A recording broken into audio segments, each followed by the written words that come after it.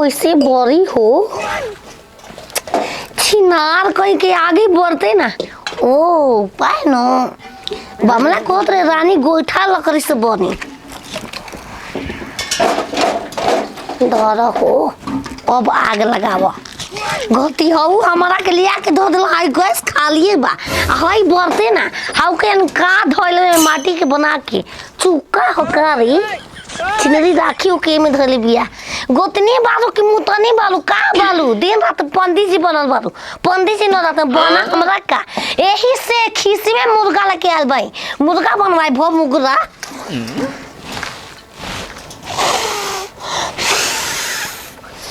खीसी बोरी रे बामल ए बमला छिनादा हमार से बोलो ता हो फुकनिया केने बा फुकनिया होई कहरी हसुआ हो बुझाता गहूं काटे जाली से करे छी अभी तक खाना धाना बने दिया कनी तू ये तक कर तू बारत रही गैस गैस बाटे यही पकती कि दोनों है का है ई चूल्हा ह भौजी तो कहत रही कि गैस नहीं कि हम चूल्हा पे बनावत तनी तोर बहन चूल्हा ये मत साफ खत्म है का रुक देखा तनी तनी बार तो देखा तनी का बारी बात नहीं बड़ा बड़ा गैस बार है अरे काजन भौजो खाना बनावे के चक्कर में ना झूठ बोलतो कियन रानी ये पर मत बनावा के पो बने ये पर ना बनी कैसे गैस नहीं थे ऐसा काम करो सबसे आसान तरीका है चूल्ही में डालो आ गोइठा सरियाव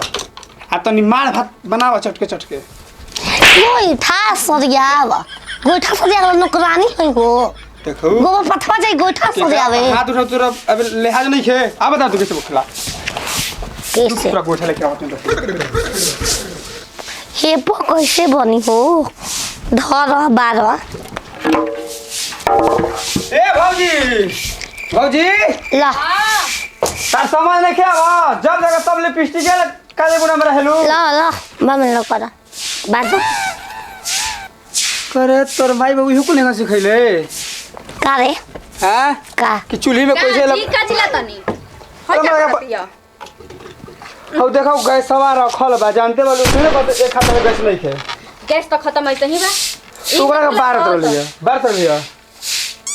पागल तोहर के मार दारू तो भागे जब विवाह देबे जी के जान तू न खोल कम न तो हमरा के हम खाना बनाए वाले हई हो हैं होय कहां रे माटी वाला रानी हो ये घर के तो तू रानी हड़ू रानी हमरा बैठे के चाहिए सिंहासन पर ले आऊ ठीक है सुना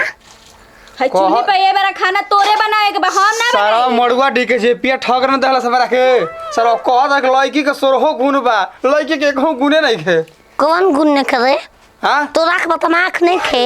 गुण बा रानी तहरा में हो बस गाड़ी देवे के मारे के झगड़ा करे के कुछ तो बा न ए गुण कहाला बार जने मेहरनवा के बड़ाई करतनी पढ़ाई कर दनी हो तू जा लेके उल्टा सुतो रह न बे जाऊ तो जाऊ लट जा घर में जा घुस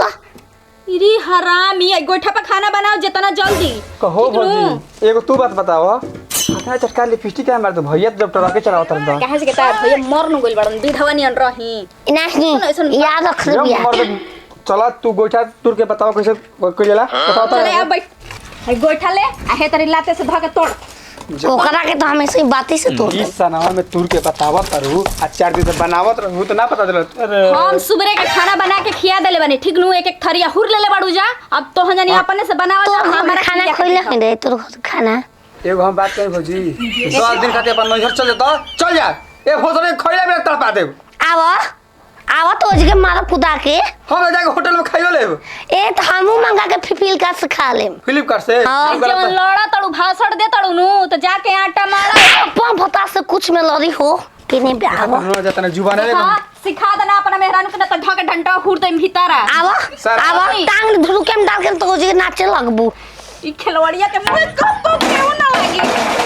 हम ना खाना बनाए आप पापा के भैया के बुलाए फोन करके कान में के बाल द बेच के आज गैस भराई अपन मेहरान के बेचा ना हाँ। हमार बेच के अपन ए गैस 4 दिन से खत्म भइल बा तो मतलब हमार झुमका बाली बेचई बाहरे है देखा मरद के नाटक इनकरा अब क्या करता नी जी जान तरू सारा 4 दिन से बुकिंग कइले बानी ओटीपी आवते नहीं है तो कहां से कैसे मिली केने रह गइल ओटीपी फ्री में तू चल तो हटा दे। डबल सिलेंडर देते तो ओटीपी कहाँ रह गइल बुलाबो ओटीपी आजकल गैस ना 35 दिन के अंदर मिलता 2 साल में आज ऑनलाइन करबू हाँ। 1 हफ्ता बाद ओटीपी आई रानी तब गैस मिली तब ओटीपी कहाँ रह गइल बा ओकरा के आजे बोला ला अब वो शौक पूरा ना भइल हम सोचनी एगो छोट गोतिनी आई खाना बनाई खियाई सब मतलब हम राज करब जानता रू जाते कबारी में करा के बेच रानी देते 10 दिन तार चूल्हे पे खाना बनाएगा परी भौजी से मिल गया तो बता ना देती कैसे कोई जला बता देगा से मिल के हम रहम ना ना मिल के कहां से रहबो तार संग हम ना मिलब जाते अबे बमला फिर अपन अरे हाय ओकर पोते देख ओकर बाबा लगे बता दे ओकर भाई है रतिया में जा तू ऐसा तू बड़ा वैसा नहीं ठीक मिलल बिया अब खइहा जब बनाई है त हम ना बनाई ठीक नो आज एक किस्म सरवाद गैस भरवा दे हां तो भरवा कौनो का मिली त लिया देब हां तो जाई भरवा दी अभी जाता नहीं बूट असो मार खा गुल बा धान तो खत्मे भइल बूटो वही तरी हाल बा आई सलाई जराइल अगर अमेरिका में एगो झगड़ा भइल बटुए उ एगो तंग अलगे कइले बा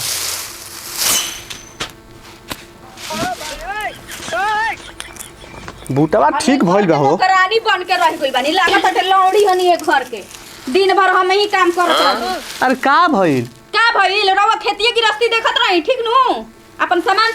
सरियात रही अरे हमनी के किसान आदमी बन जे त कहाँ का करब जे इहे कुल हमनी के बउए मेन जिए का धार ह। जिए का आधार माने हम ही गोइठा पे खाना बनाई ई बताई ना तनी त का हो गइल बोल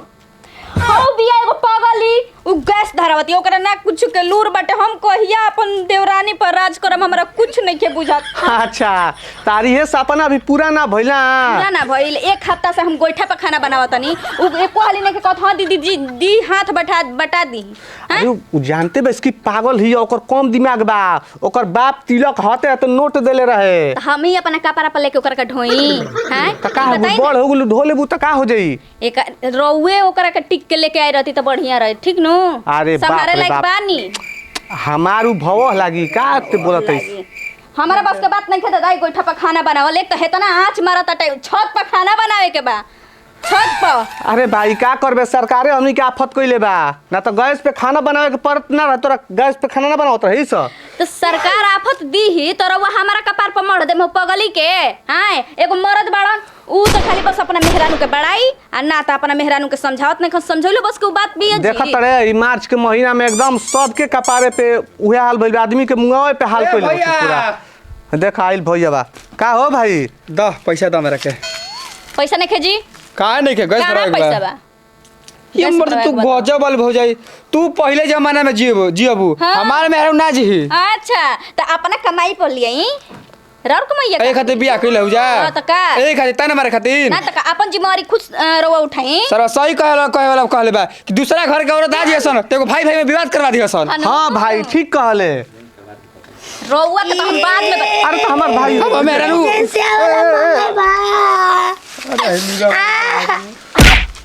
लुकवा धर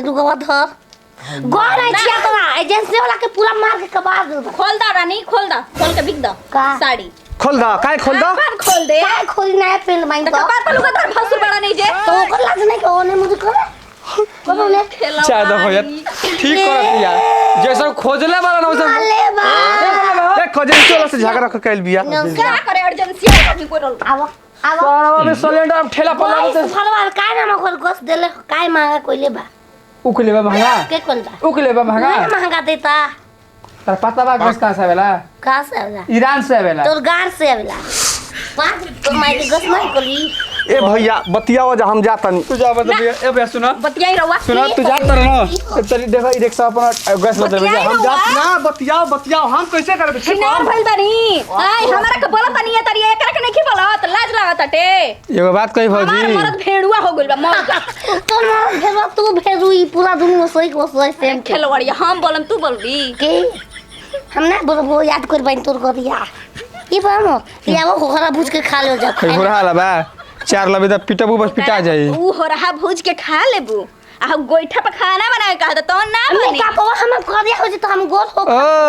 पागल बिया ये दादा के दुनिया में कहता ई पागल बिया ई पागल बिया मार दू हाथ, मेकअप मार। पे कर धोवा जाई क्या ना धोई रात के पलंग हम कैसे हिली हो और ही मार बाबू अब राणो न त मारत है जी के बच्चा फेंक दे ठीक नु हम देखा लो काय भगरू बच्चा फेंक देखो तू पागल है भौजी ओइचे ओंच मने तो पीछे ताकेली